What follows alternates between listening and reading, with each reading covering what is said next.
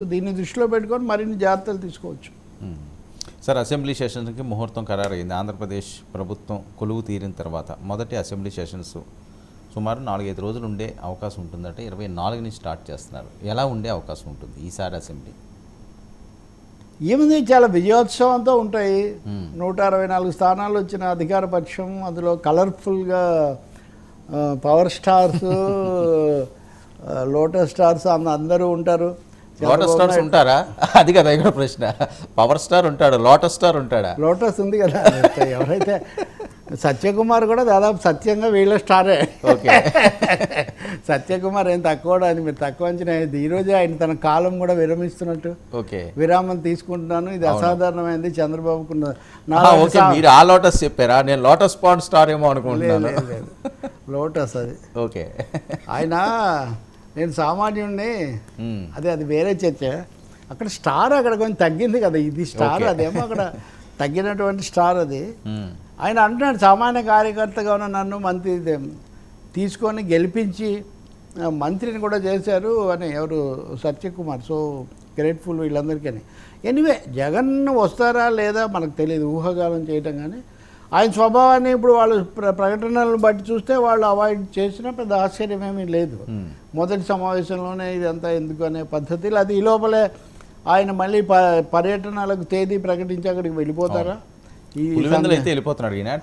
వెళ్తున్నారు, అక్కడ ఏదో ఒక ప్రకటన చేస్తారు. సో పులివెందులలోనూ ఒక సొంత గడ్డ మీదే అటువంటివి ఏదో చేసే అవకాశం ఎక్కువ ఉంటుంది. సభకు వస్తారా రారా అవన్నీ తెలియదు. వస్తే మంచిది, రాకపోతే విచారకరం. ఎందుకంటే ఎన్ని సీట్లు ఇచ్చినా ప్రజలు ఇచ్చిన తీర్పును స్వీకరించి బాధ్యతలకు సిద్ధం కావాలి. కానీ మరి ఏమేం కారణాలు చెప్తారో మనం వాళ్ళ సమాధానం ప్రకటన వచ్చాక మనం మాట్లాడగలం. బట్ తెలుగుదేశం, జనసేన, బీజేపీ ప్రభుత్వం మటుకు పూర్తి స్థాయిలో ముందు గవర్నర్ ప్రసంగము, ఉభయ సభలు, తర్వాత విధాన ప్రకటన, చంద్రబాబు నాయుడు తప్పకుండా ఒక ప్రధానమైన ప్రసంగం చేయటం. ఇద్దరు కూడా దాదాపు బహుశా ప్రతి సందర్భంలో పవన్ కళ్యాణ్, చంద్రబాబు ఇద్దరు మాట్లాడుతుండొచ్చు. 2 ఫోటోలు పెట్టి ఈ సందేశాన్ని మనం కనుక తీసుకుంటే ఒక ప్రతిదాన్ని కూడా ఉమ్మడి అంశంలాగా చూపించే ఒక ప్రయత్నం ఎక్కువ జరగవచ్చు. అవన్నీ చూడాలి ఇంకా మనం.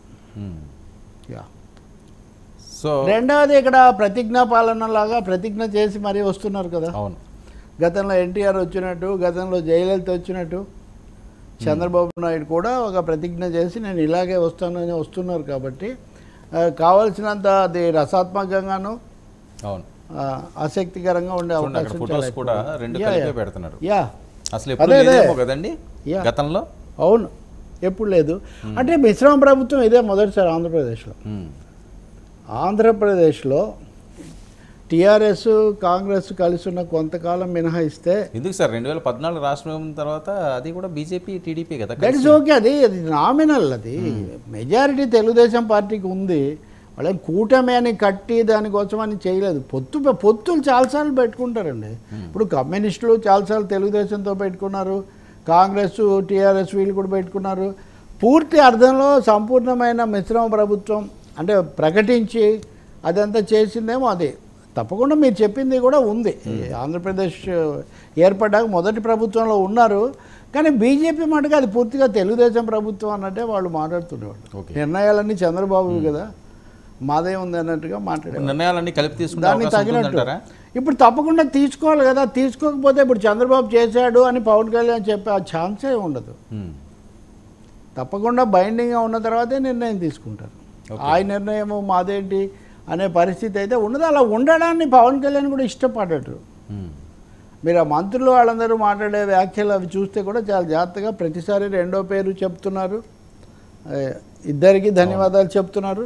అందుకని పూర్తి అర్థంలో నేను అంటుంది, సాంకేతికంగా 1-2 మీరు అలాంటి మినహాయింపులు 1-2 ఉన్నా పూర్తి అర్థంలో ఒక పెద్ద మిశ్రమ ప్రభుత్వం ఇప్పుడే ఏర్పడింది. సార్, దీని వెనకాతల ఉన్న అంశం అయితే మనం ఒక్కసారిగా క్లియర్గా పరిశీలిస్తే, సో ఇది ఒక లాంగ్ రన్ కోసం చూస్తున్నట్లుగా లేదా 2029లో ఎటువంటి విభేదాలు రాకుండా పవన్ కళ్యాణ్ గారికి ఆ ఛాన్స్ ఇవ్వకుండా పూర్తి స్థాయిలో ఆయన పక్కన పెట్టుకుంటే సుదీర్ఘంగా వెళ్ళే ఆలోచనలు అనిపించట్లేదా? అంటే మొదటి అంశం అంటే ఇలాంటి ప్రశ్న వేసినందుకే మొన్న ఒకరోజు అది కొంచెం కోపతాపాలకు దారితీసింది. పెళ్ళి ఆదిలోనే హంసపాదలాగా ఇప్పుడు ఎందుకు అడుగుతున్నాను, వాడు కలిసే ఉండాలి, కలిసి ప్రభుత్వంలోకి వచ్చారని మనం భావిద్దాము. ఆ సమస్యలు రాకుండా ఉండటం కోసమే చంద్రబాబు నాయుడు మీరు చెప్పినట్టుగా 2 ఫోటోలు పెట్టడము, పవన్ కళ్యాణ్కి 6 శాఖలు ఇవ్వడము, ఆయనకు ఛాంబర్ అన్ని దాదాపు సమాన స్థాయిలో అధికారిక 2వ స్థానం అని చేస్తున్నారు. అది అయినా సమస్యలు అవి విధానపరంగా వాళ్ళు చేసుకుంటూ వెళ్ళేటప్పుడు ఎప్పుడైనా కలిసి ఉన్నప్పుడు సమస్యలో లేదా తేడాలో రాకుండా ఉండవు.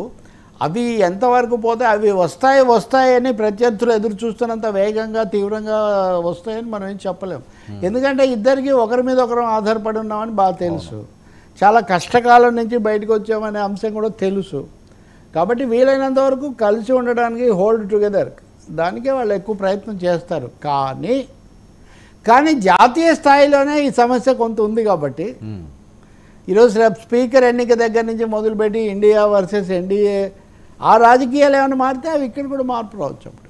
ఇప్పుడు ఎవరు తెలుగుదేశం ఇండియా వైపు వస్తుందేమో కొంచెం ప్రయత్నం చేద్దాము అని ఆలోచిస్తున్నారు, కానీ జనసేన వస్తుందేమో పవన్ కళ్యాణ్ వస్తాడేమో అని ఎవరు అనట్లేదు కదా. ఉదాహరణకు చిన్న తేడా అంటే రాజకీయంగా మనం పరిశీలించినప్పుడు కనబడేది. అటువంటివి ఎంతవరకు ఏ రూపం తీసుకుంటాయో మనం చూడాలి. అలాగే ఇప్పుడు దాడులు అని ఇట్లాంటివి ఉన్నాయనుకోండి, దాడులు బహుశా నేను ఉదయం కూడా చూస్తున్నా, తెలుగుదేశం కార్యకర్త హత్య కూడా ఒక చోట హత్య జరిగిందని. అంతకుముందు వైసీపీ వాళ్ళు తమ మీద జరుగుతున్నవి ఇవన్నీ చేశారు, ప్రకటనలు చేశారు. ఇప్పుడు జగన్ వెళ్తున్నానన్నారు. మీరు ఈ విషయం తీసుకుంటే కూడా తెలుగుదేశం నాయకులు మాట్లాడుతున్న దానికి జనసేన నాయకులు మాట్లాడుతున్న దానికి కొంచెం తేడా. అవును, పవన్ కళ్యాణ్ ఏమో ఏమీ వద్దు ఇవన్నీ అని. నాకు తెలిసి చంద్రబాబు నాయుడు కూడా వాళ్ళ వీడియో కాన్ఫరెన్స్లో దాడులకు వెళ్ళకండి ఇళ్ళ మీద. వైసీపీ వాళ్ళు నిజానికి చాలాసార్లు సిఐడిని ఉపయోగించి మన మీద చేశారు. మీకు కూడా ఏమైనా సమస్యలు ఉంటే మీరు మాకు నా ప్రభుత్వం దృష్టికి తేండి, మేము చట్టబద్ధంగానే చేస్తాము అని చంద్రబాబు కూడా చెప్పాడు అంటున్నారు. అయినా జరుగుతున్నాయి ఘటనలు. జనసేన విషయంలోకి వచ్చేసరికి దాని మీద కొంచెం ఎక్కువగా పవన్ స్ట్రెస్ ఎక్కువగా ఉంది. అంటే నేను అంటుంది స్ట్రెస్ మీద ఇంపార్టెన్స్లో తేడాలు కొన్ని చిన్న పెద్ద ఉంటాయి. అవి వాళ్ళ ప్రాధాన్యతల్లో చూడాలి, అవి ఎలా వస్తాయి. అసెంబ్లీ జరిగి విధానాలు తీసుకొని రంగంలోకి దిగిన తర్వాత ఇట్లాంటివి వచ్చే అవకాశం ఉంది. ఏదైనా ప్రశాంతంగానూ ఇచ్చిన వాగ్దానాలు అమలు చేసే దిశలో పాలన చేస్తే అప్పుడు ఈ తీర్పు సార్థకమవుతుంది. మొదట్లోనే ఎక్కువ ఉద్రిక్తతలు వివాదాలు వస్తే అధికారంలోకి వచ్చిన వాళ్ళకి ఎక్కువ అటెన్షన్ పోతుంది కదా, ఫోకస్ ఇటు కాకుండా అటు వస్తుంది. మరి ఆ విషయం